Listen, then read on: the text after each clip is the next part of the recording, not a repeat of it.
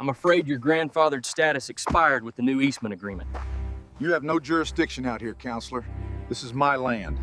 Marcus stared at his phone like it had just turned into a venomous snake. His hands trembled as he answered, voice cracking in a way completely opposite of his usual overly confident tone. Hello? Yes, this is Marcus Hale. Kyle leaned in, trying to listen, but even without hearing the caller, the panic spreading across Marcus's face told the entire story. Sheriff Briggs crossed his arms, amused. I simply waited, calm, patient, knowing exactly what was coming. Yes, sir, I understand, Marcus said shakily. No, of course I wasn't aware. He didn't tell us who he was. I assure you, this isn't... His voice dropped into a terrified whisper. Oh, he's standing right next to me. He swallowed like he'd just been told he had 10 seconds to live. No, sir, I would never intentionally violate federal HOA protocols. No, sir, I did not activate Article 9 recklessly. I followed standard... Yes, I understand. Completely. Full compliance. Immediately. He hung up slowly, his hands still trembling. Kyle stared at him wide-eyed. Sir, what did he say? Marcus didn't answer. His eyes were fixed on me, frozen somewhere between horror, regret, and realization. I raised an eyebrow. Bad news? Marcus took a deep breath. That was the regional oversight chairman. He said he received an alert from headquarters. Apparently, an urgent escalation was flagged because our HOA attempted to assert authority over the national director. Briggs chuckled. Sounds about right. Marcus continued, voice barely steady. He said the board is under immediate review. A full audit, effective today. Kyle's breath hitched. Audit? As in, they're going to check the files? Oh, they'll check everything, I said calmly. Every violation you overlooked, every violation you invented, every fine, every policy change, every complaint you ignored. Kyle paled even more. Marcus, what about the landscaping fund? Marcus glared. Shut up, Kyle. What landscaping fund? I asked, folding my arms. Kyle answered anyway, panic loosening his tongue. The one Marcus used to pay for his interior renovation. Marcus nearly lunged at him. Kyle? Briggs let out a low whistle. Misuse of HOA money. That's gonna hurt. Marcus looked like he might collapse. This is all a misunderstanding, sir. Truly, we believed this ranch was part of the association. It never was, I said firmly. Your jurisdiction ends half a mile before my property line. Kyle blinked. But our map! The map you drew, Marcus snapped. Incorrectly, I now realize. I took a step forward, letting my voice settle into the kind of tone that ends careers. You expanded HOA borders without approval. You extorted residents for violations that weren't real. You enforce rules on properties your board doesn't even govern. Marcus's voice cracked. I can fix this. No, I said. You're done deciding anything. Sheriff Briggs scratched his beard. If you two have been pulling stunts like this around the ridge, half the residents probably have complaints. I nodded. They do. Headquarters already has them. Dozens. Marcus stumbled back. Sir, please, we were trying to enforce... You were abusing power, I corrected. But don't worry, I'll make sure the audit addresses every misstep. Kyle sank to the ground, head in his hands. Marcus looked one step away from passing out. I turned toward the barn, adjusting my jacket.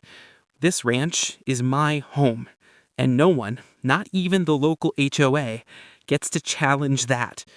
I took a few steps before stopping, looking back at the frightened pair. And Marcus, Kyle, you should brace yourselves. Kyle looked up weakly. For what? I smiled just slightly. You're not the only board members under review. Because as they were about to find out, the audit wasn't the worst part. The person arriving next would change everything. The air grew still, too still, as the last light of day dipped behind the ridge. Even the wind seemed to hold its breath. Marcus and Kyle stood stiff as fence posts, waiting for me to explain who else was coming. But I didn't need to explain, because they were about to see for themselves. A low rumbling engine echoed in the distance. Gravel crunched rhythmically, evenly, like whoever was driving had perfect control and wasn't in any kind of hurry. Marcus straightened his back. Kyle staggered to his feet. Sheriff Briggs muttered, "Well, that's going to be interesting." The vehicle came into view, a matte gray utility truck with government plates.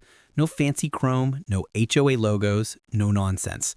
The door opened and out stepped Elias Ward.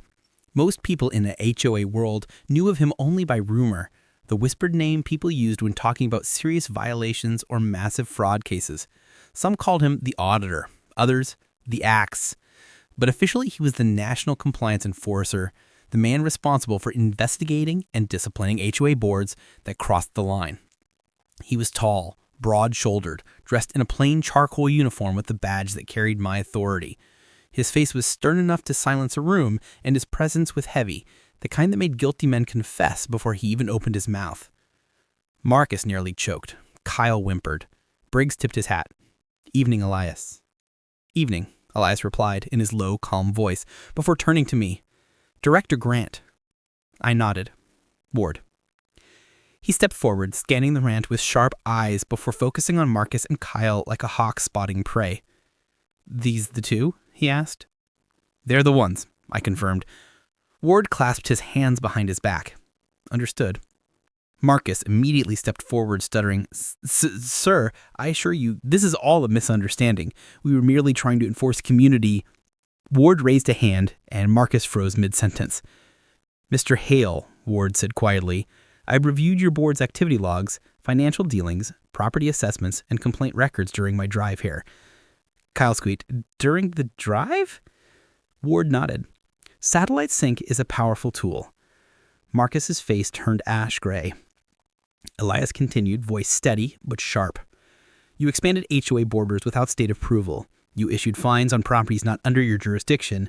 You used community funds for personal renovation projects.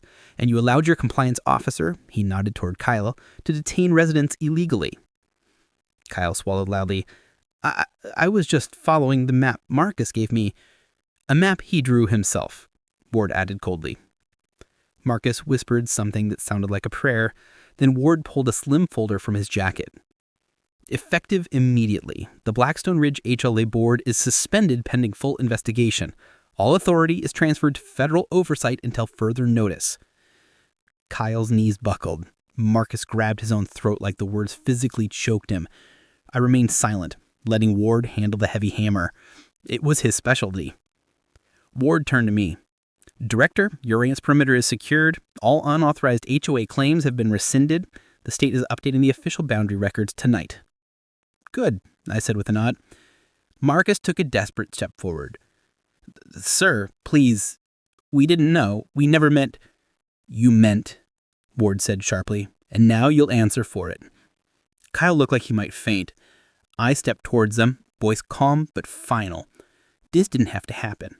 All you had to do was show respect to the actual property owner, but instead you tried to control land that was never yours." Marcus opened his mouth, but I raised a hand, silencing him. "Learn from this. Power isn't meant to be abused, and authority isn't something you claim, it's something you earn." Ward turned to Briggs. "Sheriff, their statements will be needed tomorrow." Briggs nodded. "They'll show." Then Ward faced me again. "Director, anything else you want done here?" I looked out at my ranch, the barn, the fields, the golden light returning as the wind picked back up. Peace was returning. "No," I said. "That'll do." Ward nodded once, returned to his truck, and drove away. The dust settled slowly. Marcus and Kyle stood silently, defeated. I tipped my head at Briggs. "Thanks for the help." "Any time," he said with a grin, "and welcome home." As they all left, sheriff, board, and enforcer, I stood alone on my land, the quiet settling back into place. My ranch, my rules, my peace. And next time, no HOA Karen, male or otherwise, would dare step foot on this land again. But little did I know, this wouldn't be the last time Blackstone Ridge tried something stupid, and the next incident would be bigger than anything they could imagine.